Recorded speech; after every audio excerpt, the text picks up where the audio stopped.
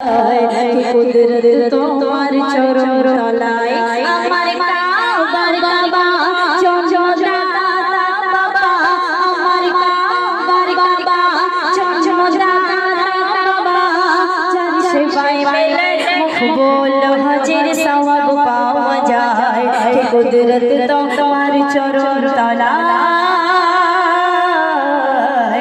কুদরত তোমার চরণ তলায়। স্বয়ং বলেছে যে তুমি মক্কা মদিনাতে সফর করতে যাবে কোটি কোটি টাকা খরচা করে, তুমি যদি বাড়িতে থেকে তোমার মা বাপকে সেবা করো সেই সওয়াব তুমি মিলবে। তাই শেষ কথার মাধ্যমে কবি লিখছে শুনুন, বলেছে শোনো মুমিনদের নবী বাবা হলো তোমার জান্নাতের চাবি, বাবা হলো তোমার জান্নাতের চাবি।